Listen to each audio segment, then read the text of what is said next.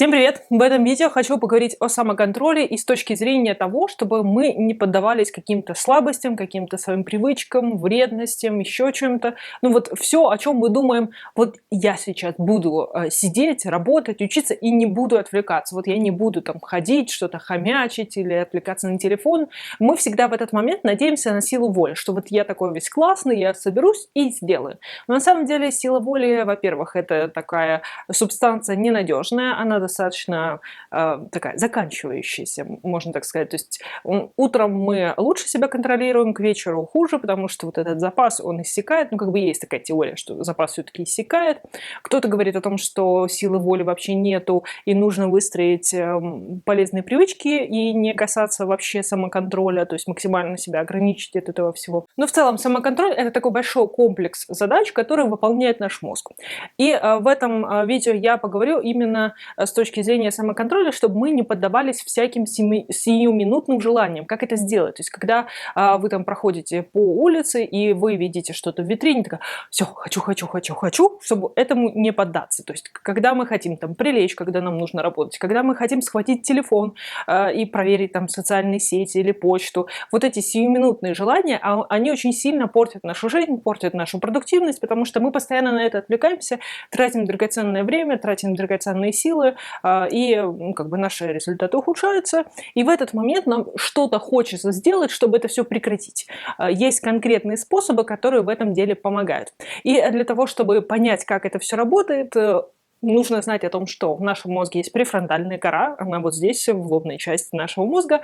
Она отвечает за наше размышление. Это такая объективная часть. Это там, где мы рассуждаем логически, там, где мы себя убеждаем, что нет, тебе не нужна 10-я сумка, или там проверить социальные сети, потому что ты только что туда вышел. То есть это такая рациональная наша часть, которая может нас убедить, что не нужно этого делать.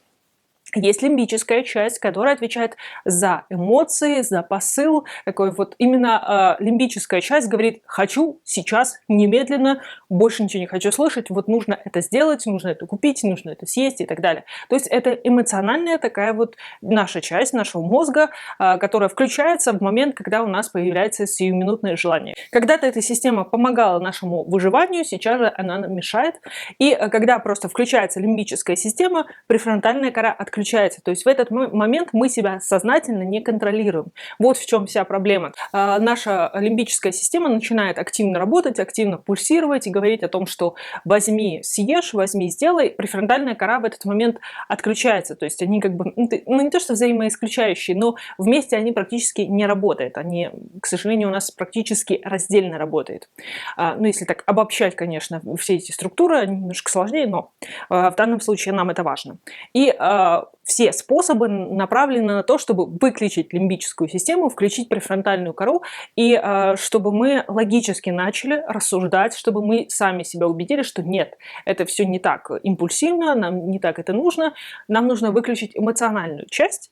Сейчас этим и займемся. Первый, самый простой и очевидный способ – это с глаз долой. То есть, когда то, что вас провоцирует на какие-то вот импульсивные поступки, какие-то действия, еще что-то, вам нужно убрать это с глаз долой для того, чтобы не включалась лимбическая система. Она все-таки включается по какому-то триггеру, когда вы что-то видите, что-то слышите, что-то чувствуете. Либо, например, вы расстраиваетесь, то есть появляются негативные эмоции, вы хотите покушать или съесть что-то сладенького, или когда вот вы что-то видите, какой-то цвет, какое-то изображение, еще что-то. То есть всегда есть тот триггер, который запускает эту всю систему. И если вы точно знаете, что это запускает вашу реакцию, что вот вы точно там приляжете, точно возьмете телефон, если он будет в зоне вашего доступа, то лучше его все-таки убрать с глаз долой. Тогда лимбической системе просто вы урежете ее возможности, то есть возможности запустить эту реакцию и как бы сорваться с самоконтроля и начать что-то делать неконтролируемо.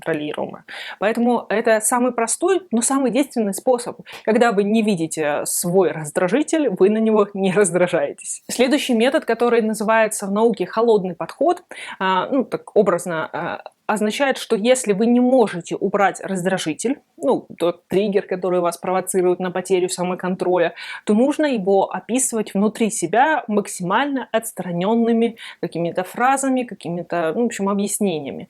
То есть если, там, например, вы хотите прилечь в момент, когда вы дома работаете, вы можете сказать о том, что не думать, точнее, о том, что кроватка такая удобная, уютная, там одеялко, там ваш сериальчик, и все прекрасно и замечательно. Так вы, скорее всего, ну, сдадитесь и сорветесь, весь ваш самоконтроль пойдет гулять. Но если вы подумаете о том, что просто эта кровать, она плоская, она горизонтальная, есть одеяло, оно холодное, не знаю, просто квадратное, еще что-то. То есть максимально абстрактными вещами, если вы будете описывать то, что вы хотите, то, что у вас находится, и то, что может вас триггернуть, то есть запустить ваш процесс неосознанной реакции, то вы, получается, выключаете эмоциональную часть и включаете опять-таки рациональную. То есть вы разделяете ваше удовольствие, ваш триггер, лишаете его эмоциональной части и описываете как что-то такое обычное, обыденное, не значащее для вас ничего.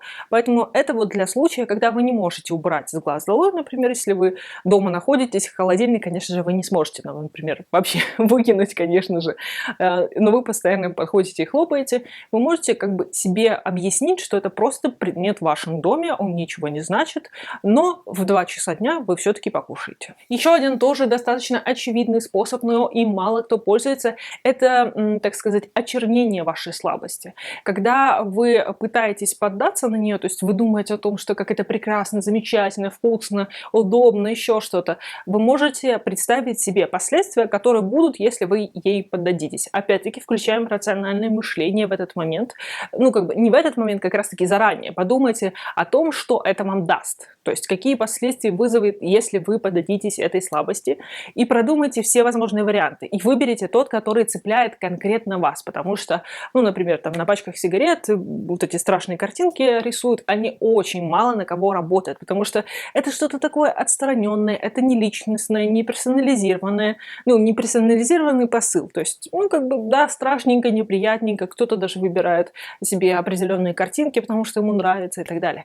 Но если вы найдете то самое последствие, которое остановит лично вас, то, которое вас пугает до жути, вот что если вы что-то сделаете, то у вас будет такое последствие, и оно вас пугает, вот честно, оно ну, прям замирает сердце, когда вы о нем говорите. Вспоминайте каждый раз, когда вы видите свой триггер, который запустит отсутствие вашего самоконтроля. Когда ну, вы чувствуете, что оковы самоконтроля падают, вспомните, что вас пугает, и остановитесь.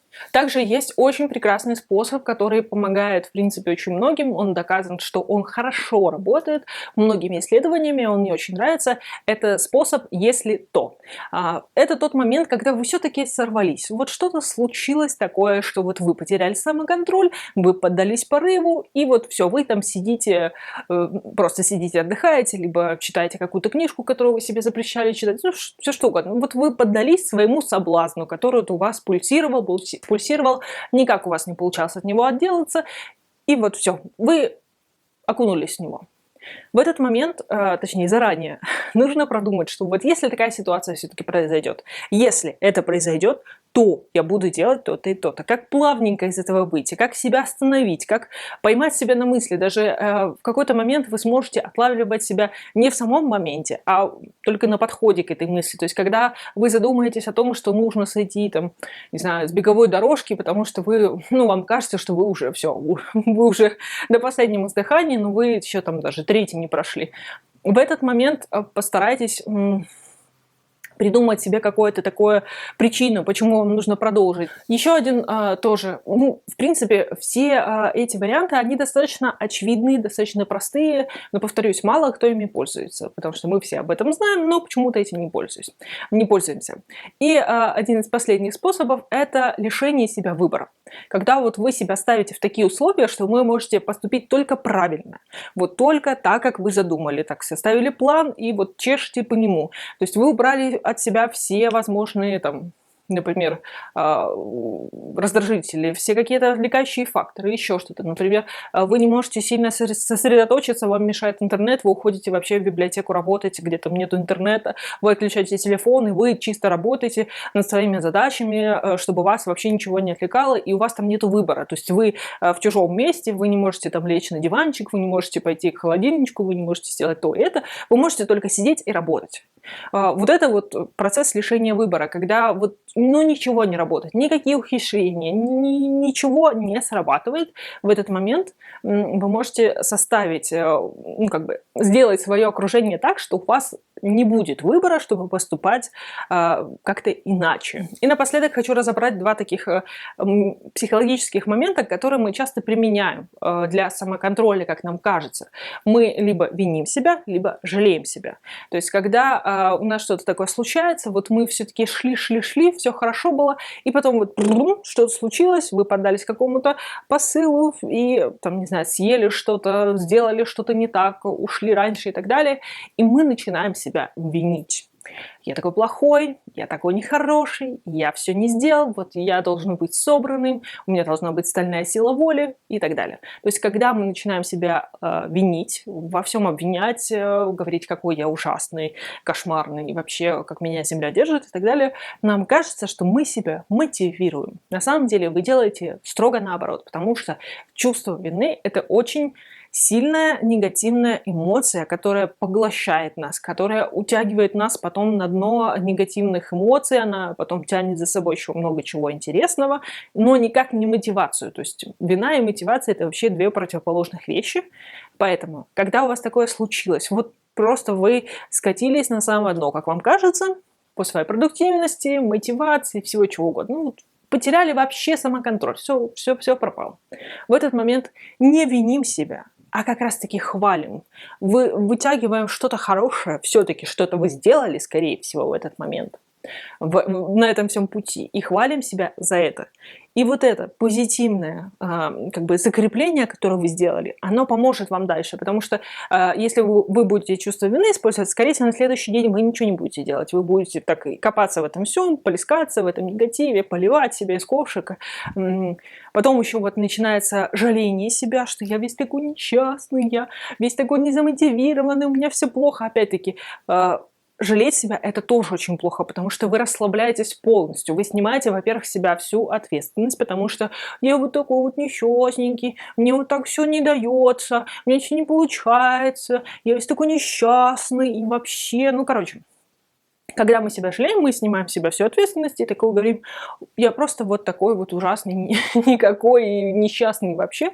Опять-таки, это негатив, он провоцирует, негатив притягивает негатив. Вы скатываетесь туда, вниз, ничего хорошего, никакого самоконтроля, никакой мотивации, никакой продуктивности вообще рядом не стояла с этими вещами. Поэтому находим что-то хорошее, хвалим себя, потом сделаем еще что-то хорошее, опять себя хвалим и начинаем позитивную цепочку, которая выводит вас на уровень достаточно высокого самоконтроля, потому что самоконтроль любит позитивные эмоции, он любит, когда у вас много энергии, и тогда вы себя ничего вообще не заставляете делать, вы все делаете по привычке, по хорошему какому-то настроению и радуетесь каждой вашей победе.